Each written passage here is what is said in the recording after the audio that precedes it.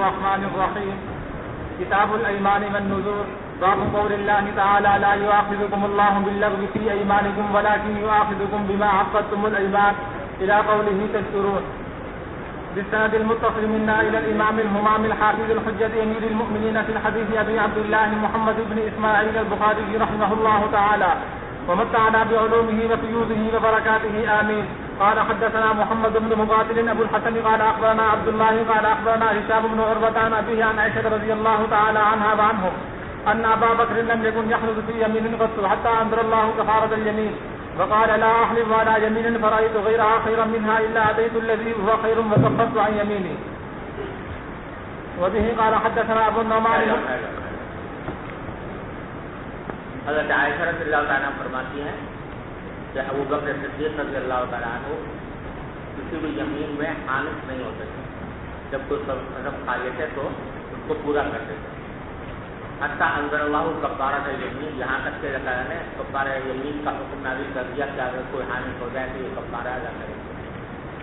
وقال، اور پھر انہوں نے فرمایا کہ لا احلف علی یمین فرأیت غیرہا خیرا منہا، تو میں کوئی قسم نہیں کھاؤں گا ایسی کہ بعد میں میں یہ محسوس کروں کہ اس سے غیر جو ہے زیادہ بہتر ہے، اس سے یعنی قسم پر عمل کرنے سے بہتر ہے کہ دوسرا طریقہ اختیار کیا جائے.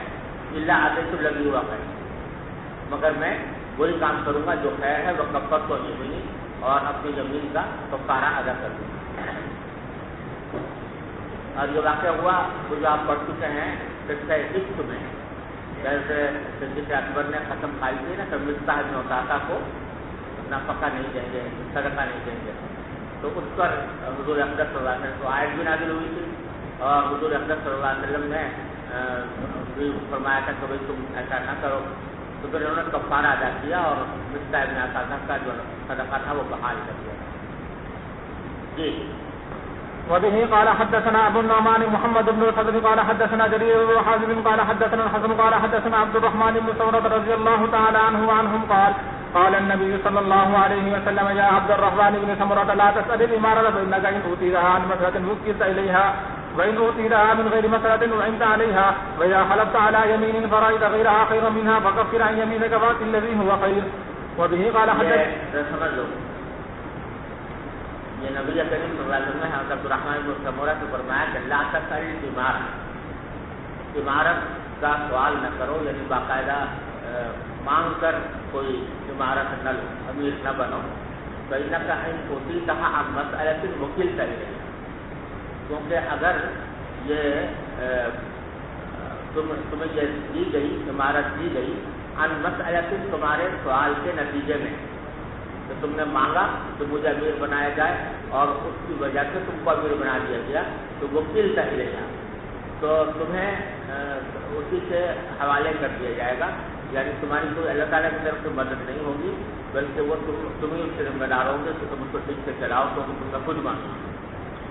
وَإِنْ أُوتِيتَهَا مِنْ غَيْرِ مَسْأَلَةٍ، اور اگر تمہیں یہ عمارت دی جائے بغیر سوال کیے ہوئے، تم نے کوئی کوشش نہیں کی تھی، سوال نہیں کیا تھا اور پھر عمارت تمہیں مل گئی، کسی نے تمہیں امیر بنا دیا تو عند علیہا، تو پھر اس کے اوپر اللہ تعالیٰ کی طرف سے تمہاری مدد ہوگی. یہی اصول بیان فرمایا نبی کریم صلی اللہ علیہ وسلم ہر جگہ. لہٰذا جو یہ اقتدار جو ہے حکومت، اس کے عہدوں کو خود سے طلب کرنا، اس کے لیے کوشش کرنا، یہ سب ناجائز. موجودہ جو انتخابات کا نظام ہے نا، اس میں آدمی خود کھڑے ہو کر اپنے فضائل بیان کرتا ہے کہ میں ایسا ہوں اور ویسا ہوں اور مجھے ووٹ دو اور مجھے بناؤ، اور دوسرے کی پھر مذمت بھی کرتا ہے، تنقید بھی کرتا ہے. یہ سب ناجائز ہے اس حدیث کے بیان کہ خود آدمی اپنے آپ کو پیش کرے. تو اسی طرح اچھا پھر آگے دوسرا مسئلہ یہ بیان فرمایا کہ اذا حلفت علی یمین فرأیت غیرہا خیرا منہا، اگر تمہیں کوئی قسم کھالی ہو پھر اس کے قسم کے علاوہ کوئی دوسری چیز تم بہتر سمجھو تو پھر فکفر عن یمینک، تو کفارہ دے دو قسم کا، وأت الذی هو خیر، اور وہی کام کرو جو بہتر ہے. یہ بات تو متفق علیہ ہے تمام فقہا کے درمیان کہ اگر ایک آدمی کسی بات کی قسم کھا لے اور بعد میں خیال ہو کہ بھائی قسم پر عمل کرنا ٹھیک نہیں ہے اور وہ قسم کا توڑ دینا ہی بہتر ہے، تو اس صورت میں قسم کا توڑ دینا جائز ہے، بلکہ بعض حالات میں واجب بھی ہو جاتا ہے۔ اور یہ بھی متفق علیہ ہے کہ اس صورت میں کفارہ دینا ہوگا، لیکن کفارے میں اور قسم توڑنے میں ترتیب کیا ہے اس میں اختلاف ہے، اور یہ اختلاف وہ ہے جو آپ فقہ میں بھی پڑھ کر آئے ہو اور اصول فقہ کی کتابوں میں بھی مذکور ہے، وہ یہ کہ امام شافعی رحمۃ اللہ علیہ فرماتے ہیں کہ اگر کفارہ پہلے دے دے اور قسم بعد میں توڑے تو جائے کفارہ ہو جائے گا، اور امام غنی پر رحمۃ اللہ علیہ فرماتے ہیں کہ نہیں، پہلے قسم توڑے پھر کفارہ دے، اور اس کو اصولیین نے اس اختلاف کو اس طرح تعبیر کیا ہے کہ امام شافعی رحمۃ اللہ علیہ کے نزدیک جو کفارے کا جو سبب ہے وہ یمین، اور جب قسم کھا چکا ہے تو کفارہ واجب ہو چکا، لہذا کفارہ جو ادا کرے گا وہ سبب کے انعقاد کے بعد ادا کرے گا، تو کوئی حرج نہیں ہے، کفارہ کر دے اور پھر بعد میں آنے ہو جائے۔ اور امام غنی رحمۃ اللہ علیہ فرماتے ہیں کہ کفارے کا جو سبب ہے وہ یمین نہیں ہے بلکہ حنث ہے۔ یمین تو اس کام کے لیے ہوتی ہے کسی چیز سے روکنے کے لیے، اور حنث جو ہے وہ ہے سبب کفارے کا، لہذا جب تک حنث نہیں ہوگا تو سبب منعقد نہیں ہوا، اور جب سبب منعقد نہیں ہوا تو کفارہ ادا کرنا صحیح نہیں ہوگا۔ یہ تو ہے اصولی اختلاف۔ اب اس اصولی اختلاف کے اوپر دلائل میں حدیثیں بھی پیش کی گئی ہیں۔ اب یہاں حدیث میں چونکہ کفارے کا ذکر پہلے ہے، فَرَأَيْتَ غَيْرَ مِنْهَا خَيْرًا مِنْهَا فَكَفِّرْ عَنْ يَمِينِكَ وَأْتِ الَّذِي هُوَ خَيْرٌ، پہلے کفارے کا ذکر ہے اور پھر یہ فرمایا کہ کفارہ ادا کرو اور وہ کام کر لو جو کہ بہتر ہے، یعنی حانث ہو جاؤ، سمجھے نا؟ تو حانث ہونے کا ذکر بعد میں ہے، کفارے کا پہلے ہے۔ امام بخاری سے امام شافعی فرماتے ہیں کہ کفارہ پہلے ادا کرنے میں کوئی حرج نہیں، سمجھے نا؟ حنفیہ کہتے ہیں واو جو ہے مطلق جمع کے لیے ہوتی ہے، تو اس میں ترتیب کا لحاظ نہیں ہوتا، لہذا کفارے کا ذکر اگر پہلے آیا ہے تو ضروری سے کفارہ پہلے ادا کیا جائے، بلکہ پہلے حانث ہو جائے پھر کفارہ ادا کرے۔ اس کے جواب میں امام شافعیہ بعض ایسی حدیثیں لائے ہیں جہاں پر واو کے بجائے فا ہے یا ثم ہے، وَكَفِّرْ عَنْ يَمِينِكَ فَأْتِ الَّذِي هُوَ خَيْرٌ یا ثُمَّ أَتِ الَّذِي هُوَ خَيْرٌ، تو وہ اس سے کہتے ہیں چلو واو اگر مطلق جمع کے لیے ہے تو فا ثم آ رہا ہے، وہ ترتیب کو دلالت کرتا ہے۔ اس کے جواب میں حنفیہ بعض ایسی حدیثیں لائے ہیں کہ جس میں حانث ہونے کا ذکر پہلے ہے اور کفارے کا ذکر بعد میں ہے اور بیچ میں فا یا ثم آ رہا ہے، ایسی بھی حدیثیں موجود ہیں۔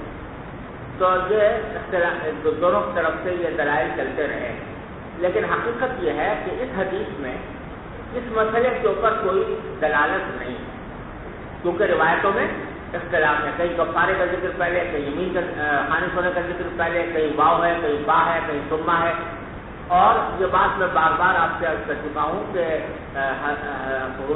روات جو تھے حدیث کے وہ حدیث کے مرکزی مفہوم کو تو بہت اہتمام کے ساتھ محفوظ رکھتے ہیں، لیکن جو جزوی تفصیلات ہوتی ہیں وہ بسا اوقات ان کی حفاظت کا اتنا اہتمام نہیں کرتے، لہذا جب روایتیں دونوں قسم کی ہیں جن میں یہ بھی پہلے کبھی یہ ہے پہلے، کبھی وہ ہے، کبھی با ہے، کبھی واو ہے، کبھی ثم ہے، تو اس سے کوئی کسی کے مسلک پر بھی استدلال نہیں کیا جا سکتا۔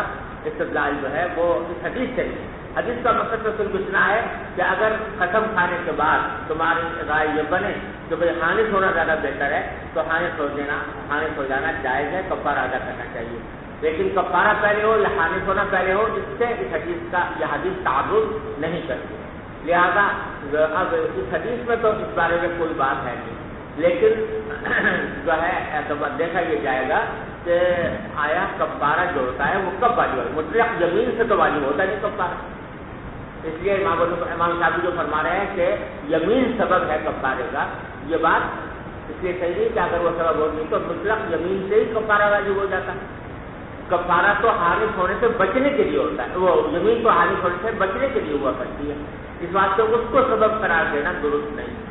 ہاں حانث ہونا بے شک سبب ہے، تو جب تک سبب متعلق نہ ہو تب تک کفارہ کیسے ہوگا؟ یہی اصل دلیل ہے حنفیہ کی اور مضبوط دلیل ہے، اور اس لحاظ سے یہی بات راجع ہے کہ پہلے کفارہ کرنا۔ اور ویسے بھی اگر دیکھو اگر بالفرض کوئی شخص جو ہے وہ حانث پہلے ہو اور کفارہ بعد میں ادا کرے تو باجماع کفارہ ادا ہو جائے، ہے نا؟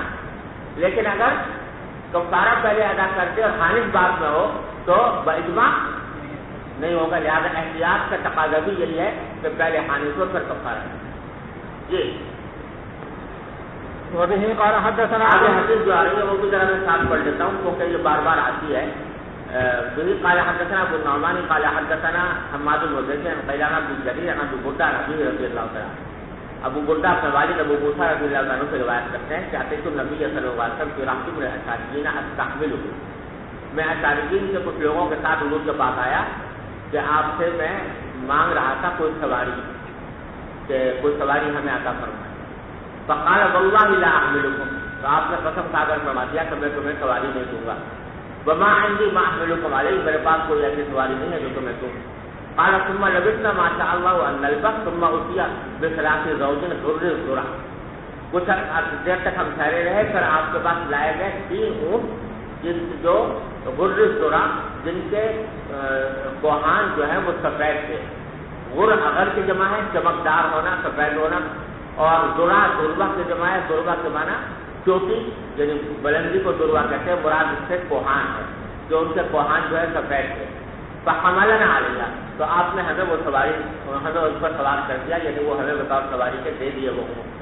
فلما انطلقنا جب ہم لے کر چلے وہ اونٹ تو کھلنا تو ہم نے کہا یا قال بعضنا یا ہم میں سے بعض لوگوں نے کہا تو واللہ لا یبارک لنا. اللہ تعالیٰ ہمیں اس میں برکت نہیں دیں گے. کیوں؟ اس لیے کہ اتینا نبی صلی اللہ علیہ وسلم نستحملوا. ہم تو آپ سے سواری مانگنے آئے تھے. فحلف ان لا يحملنا. تو آپ کا قسم کھا لی تھی کہ ہمیں سواری نہیں دیں گے. ثم حملنا پھر ہمیں دے دی. تو گویا آپ نے اپنے قسم کی خلاف ورزی کی. فرجعوا بنا الى نبی صلی اللہ علیہ وسلم. تو ہمیں لے کر جاؤ دوبارہ حضور کے پاس. فنذکرہ فاتیناہ فقال ما انا حملتکم بل اللہ حملنی. پہلے تو آپ نے یہ فرمایا کہ میں نے تمہیں سواری نہیں دی بلکہ اللہ نے تمہیں سواری دی ہے. وإني والله إن شاء الله لا أحلف على يمين فأرى غيرها خيرا منها إلا كفرت عن يميني وأذنت الذي هو خير. اگرچہ میں نے قسم کھا لی تھی کہ میں تمہیں سواری نہیں دوں گا لیکن اصول یہ ہے کہ میں جب بھی کوئی ایسا قسم کھاؤں کہ جس کے بعد مجھے معلوم ہو کہ دوسری بات زیادہ بہتر ہے تو میں کفارہ ادا کر دوں گا اور وہی کام کروں گا جو بہتر ہے.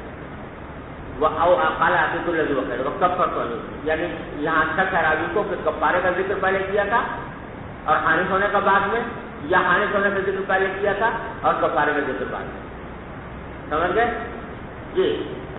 وبه قال حدثني اسحاق بن ابراهيم قال اخبرنا عبد الرزاق قال اخبرنا معمر عن حماد بن منبه قال هذا ما حدثنا ابو هريره رضي الله تعالى عنه عن النبي صلى الله عليه وسلم قال نحن الآخرون السابقون يوم القيامة. فقال رسول الله صلى الله عليه وسلم والله لئن لج أحدكم بيمينه في أهله أعظم له عند الله من أن يعطي كفارته الذي صلى الله عليه. یہ وہ آسمان منبہ کا صحیفہ ہے نا تو اس صحیفے سے جب کوئی حدیث روایت کرتے ہیں تو پہلے اس صحیفے کی پہلی حدیث کا حوالہ دیتے ہیں. تو اس صحیفے میں پہلی حدیث ہے نحن الآخرون السابقون یوم القیامة. سمجھے؟ تو هذا ما حدثنا ابو هريره عن النبي صلى الله عليه وسلم قال نحن الآخرون السابقون يوم القيامة. اس صحیفے میں دوسری حدیث یہ بھی ہے آگے. فقال رسول الله صلى الله عليه وسلم والله لأن يلج أحدكم بيمينه في أهله أعظم له عند الله. قسم کھا کر آپ نے فرمایا کہ یہ بات کہ تم میں سے کوئی شخص اصرار کرے اپنے یمین پر اپنے گھر والوں کے بارے میں یہ زیادہ گناہ کا سبب ہے اللہ کے نزدیک بنے پر اس سے وہ کفارہ نہ کرے. یعنی اگر فرض کرو کسی نے یہ قسم کھائی کہ میں اپنی بیوی سے بات نہیں کروں گا, سمجھا؟ اب یہ قسم جو کھائی ہے جو اس قسم پر اصرار کرنا اپنے اہل کے بارے میں کہ میں کبھی بات نہیں کروں گا یہ زیادہ گناہ کا سبب ہے اللہ کے نزدیک بنسبت اس کے کہ وہ کفارہ دے دے جو اللہ نے اس کے اوپر فرض کیا. تو بات اولتی فرض اللہ ہے. جی. وبه قال حدثنا اسحاق بن عبد الله قال حدثنا يحيى بن صالح قال حدثنا معاوية عن يحيى عن عكرمة عن ابي هريرة رضي الله تعالى عنه قال رسول الله صلى الله عليه وسلم من استرجع في اهله بيمين فهو اعظم اسما ليس تغني كفارة. جی.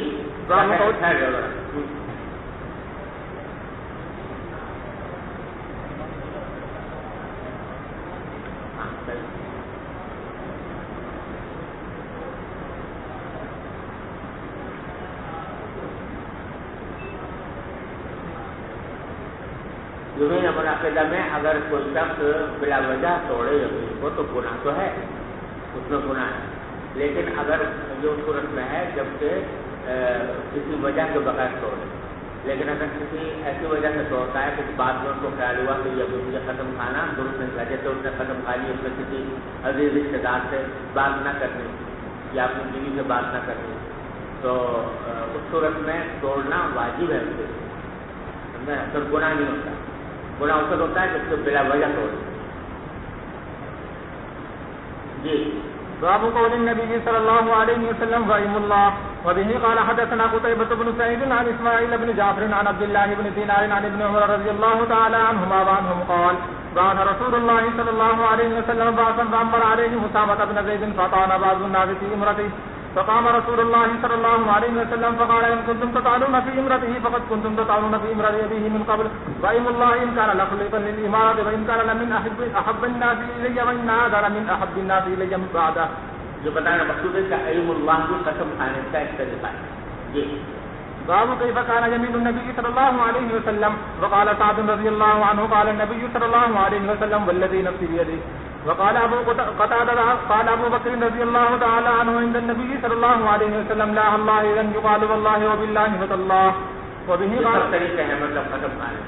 جی وبه قال حدثنا محمد بن يوسف عن سفيان عن موسى بن عقبة عن سالم عن ابن عمر رضي الله تعالى عنهما وعنهم قال كانت يمين النبي صلى الله عليه وسلم لا ومقلب القلوب. وبه قال حدثنا موسى قال حدثنا ابو عوانة عن عبد الملك عن جابر بن سمرة عن النبي صلى الله عليه وسلم قال اذا هلك قيصر فلا قيصر بعده واذا هلك كسرى فلا كسرى بعده والذي نفسي بيده لتنفقن كنوزهما في سبيل الله. وبه قال حدثنا ابو اليمان قال اخبرنا شعيب عن الزهري قال اخبرني سعيد بن المسيب ان ابا هريرة رضي الله تعالى عنه وعنهم قال قال رسول الله صلى الله عليه وسلم اذا هلك كسرى فلا كسرى بعده واذا هلك قيصر فلا قيصر بعده والذي نفس محمد بيده لتنفقن كنوزهما في سبيل الله. وبه قال حدثني محمد قال اخبرنا عبدة عن هشام بن عروة عن ابيه عن عائشة رضي الله تعالى عنها وعنهم عن النبي صلى الله عليه وسلم انه قال يا أمة محمد والله لو تعلمون ما اعلم لضحكتم قليلا ولبكيتم كثيرا. وبه قال حدثنا يحيى بن سليمان قال حدثني ابن بعض قال اخبرني حيبة قال حدثني ابو عقيل زهرة بن معبد قال حدثني ابو عقيل زهرة بن معبد انه سمع جده عبد الله بن هشام قال كنا مع النبي صلى الله عليه وسلم وهو آخذ بيد عمر بن الخطاب رضي الله تعالى عنه فقال عمر يا رسول الله لأنت أحب إلي من كل شيء إلا نفسي. فقال النبي صلى الله عليه وسلم لا والذي نفسي بيده حتى أكون أحب إليك من نفسك. فقال له عمر فإنه الآن والله لأنت أحب إلي من نفسي. فقال النبي صلى الله عليه وسلم الآن يا عمر. وبه قال حدثنا إسماعيل قال حدثني مالك عن ابن شهاب عن عبيد الله بن عبد الله بن عتبة بن مسعود عن أبي هريرة وزيد بن خالد رضي الله تعالى عنهما وعنهم أنهما أخبراه أن رجلين اختصما إلى رسول الله صلى الله عليه وسلم فقال أحدهما يقضي بيننا بكتاب الله فقال الآخر وهو أفقهما أجل يا رسول الله اقضي بيننا بكتاب الله فأذن لي يتكلم قال تكلم. قال إن ابني كان عصيبا على هذا. قال مالك والعصيب الأجير زنا بامرأته فأخبروني أن على ابني الرجم فافتديت منه بأمنية شاة وجارية لي ثم إني سألت أهل العلم فأخبروني أن على ابني جلد 100 وتغريب عامل وإنما الرجم على امرأته. فقال رسول الله صلى الله عليه وسلم أما والذي نفسي بيده لا يقضين بينكما بكتاب الله أما غنمك وجاريتك فرد عليه. وجلد ابنه 100 وغربه عاما وأمر أنيس الأسلمي أن يأتي امرأة الآخر فإن اعترفت رجمها فاعترفت فرجمها. وبه قال حدثنا عبد الله بن محمد قال حدثنا باب قال حدثنا شعبة عن محمد بن أبي يعقوب عن عبد الرحمن بن أبي بكرة عن أبيه رضي الله تعالى عنه وعنهم عن النبي صلى الله عليه وسلم قال أرأيتم إن كان أسلم وغفار ومزينة وجهينة خير من تميم وعمر بن سعسعة وغطفان وأسد خابوا وخسروا قالوا نعم. فقال والذي نفسي بيده إنهم خير منهم. وبه قال حدثنا أبو اليمان قال أخبرنا شعيب عن الزهري قال أخبرني عروة عن أبي حميد الساعدي رضي الله تعالى عنه وعنهم قال رضي الله تعالى عنه أنه أخبره أن رسول الله صلى الله عليه وسلم استعمل عاملا فجاءه العامل حين فرغ من عمله فقال يا رسول الله هذا لكم وهذا أهدي لي. فقال له أفلا قالت في بيت أبيك وأمك فنذرت أن يهداك أم لا. ثم قام رسول الله صلى الله عليه وسلم عشية بعد الصلاة فتشاهدوا وأثنى على الله بما هو أهله. ثم قام أما بعد فما بال العامل نستعمله فيأتينا فيقول هذا من عملكم وهذا أهدي لي. أفلا قال في بيت أبيه وأمه فنذر أن يهدى له أم لا. فوالذي نفس محمد بيده لا يغل أحدكم منها شيئا إلا جاء به يوم القيامة يحمله على عنقه إن كان بعيرا جاء به له رغاء وإن كانت بقرة جاء بها له خوار وإن كانت شاة جاء بها تيار. فقد بلغت. قال أبو حميد ثم رفع رسول الله صلى الله عليه وسلم يده حتى إنا لننظر إلى عفرة إبطيه. قال أبو حميد فقد سمع ذلك ما يزيد بن ثابت من النبي صلى الله عليه وسلم فسألوه. وبه قال حدثنا إبراهيم بن موسى قال أخبرنا هشام عن معمر عن حماد عن أبي هريرة رضي الله تعالى عنه وعنهم قال قال أبو القاسم صلى الله عليه وسلم والذي نفس محمد بيده لو تعلمون ما أعلم لبقيتم كثيرا ولزهدتم قليلا. وبه قال حدثنا عمرو بن حفص قال حدثنا أبي قال حدثنا الأعمش عن المعرور عن أبي ذر رضي الله تعالى عنه وعنهم قال انتهيت إليه ويقول في ظل الكعبة هم الأخطرون ورب الكعبة هم الأخطرون ورب الكعبة. قلت ما شأني أن يرى في شيء ما شأني فجلست وهو يقول فما استطعنا أن نسكت وتغشاني ما شاء الله. فقلت من هم بأبي أنت وأمي يا رسول الله. قال الأكثرون أموالا إلا من قال هكذا وهكذا وهكذا. وبه قال حدثنا أبو اليمان قال أخبرنا شعيب قال حدثنا أبو الزناد عن عبد الرحمن الأعرج عن أبي هريرة رضي الله تعالى عنه وعنهم قال قال رسول الله صلى الله عليه وسلم قال سليمان لأطوفن الليلة على 90 امرأة كلهن تأتي بفارس يجاهد في سبيل الله. فقال له صاحبه قل إن شاء الله فلم يقل إن شاء الله فطاف عليهن جميعا ولم تحمل منهن إلا امرأة واحدة جاءت بشق رجل. وأيم الذي نفس محمد بيده لو قال إن شاء الله لجاهدوا في سبيل الله فرسانا أجمعون. وبه قال حدثنا محمد قال حدثنا أبو الأحمد عن أبي إسحاق عن الزرائر بن عزيز رضي الله تعالى عنه وعنهم قال أهدي إلى النبي صلى الله عليه وسلم سرقة من حرير فجعل الناس يتداولونها بينهم ويعجبون من حسنها ولينها. فقال رسول الله صلى الله عليه وسلم أتعجبون منها؟ قالوا نعم يا رسول الله. قال والذي نفسي بيده لمنازل سعد في الجنة خير من هذا. قال أبو عبد الله لم يقل سعد وإسرائيل وعن أبي إسحاق والذي نفسي بيده. وبه قال حدثنا يحيى بن بقير قال حدثنا ليس عن يونس عن ابن شهاب قال حدثني عروة بن الزبير أن عائشة رضي الله تعالى عنها وعنهم قالت إن هند بنت عتبة بن ربيعة قالت يا رسول الله ما كان مما على ظهر الأرض على أخبائك أو قال خبائك أحب إلي أن يذل من أهل أخبائك أو قال خبائك شك يحيى.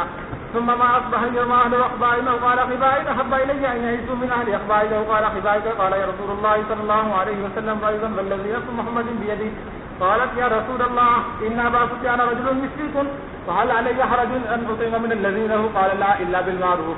وبه قال حدثنا أحمد بن عثمان قال حدثنا شريح بن مسلمة قال حدثنا إبراهيم عن أبيه عن إسحاق قال سمعت عمرو بن ميمون رضي الله تعالى عنه قال حدثني عبد الله بن مسعود رضي الله تعالى عنه وعنهم قال بينما رسول الله صلى الله عليه وسلم مضيف زوره إلى قبة من أدم يمان قال لأصحابه أترضون أن تكونوا ربع أهل الجنة قالوا بلى.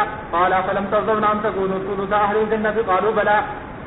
قال فوالذي نفس محمد بيده إني لأرجو أن تكون نصف أهل الجنة أن تكونوا نصف أهل الجنة. وبه قال حدثنا عبد الله بن مسلمة عن مالك بن عبد الرحمن بن عبد الله بن عبد الرحمن عن أبيه عن أبي سعيد رضي الله تعالى عنه وعنهم أن رجلا سمع رجلا يقرأ قل هو الله أحد يرددها. فلما أصبح جاء إلى رسول الله صلى الله عليه وسلم فذكر ذلك له وكأن الرجل يتقالها. فقال رسول الله صلى الله عليه وسلم والذي نفسي بيده إنها لا تعدل ثلث القرآن. یعنی استغفار قل اللہ احد بار بار پڑھا کرتا تھا. یعنی نماز میں پڑھتا ہو نماز میں پڑھتا تھا یا ویسے پڑھتا تھا. تو صبح آकर دوسرے شخص نے عرض کیا حضور سے کہ یا وقت کوئی وجہ پڑھتے رہتے ہیں اور ایسے انداز میں کیا گویا کہ قل اللہ کو معمولی سمجھا کانا رجل اعتقاد ہو. تو اس کے جواب میں حضور نے فرمایا کہ انہا لا تعدل ثلث القرآن. جی. وبه قال حدثنا إسحاق قال أخبرنا حبان قال حدثنا همام قال حدثنا قتادة قال حدثنا أنس بن مالك رضي الله تعالى عنه أنه سمع النبي صلى الله عليه وسلم يقول أتموا الركوع والسجود فوالذي نفسي بيده إني لأراكم من بعد ظهري إذا ما ركعتم وإذا ما سجدتم. وبه قال حدثنا إسحاق قال حدثنا باب بن جرير قال حدثنا شعبة قال عن هشام بن زيد عن أنس بن مالك رضي الله تعالى عنه أن امرأة من الأنصار أتت النبي صلى الله عليه وسلم معها أولاد لها فقال والذي نفسي بيده إنكم لأحب الناس إلي قالها 3 مرات.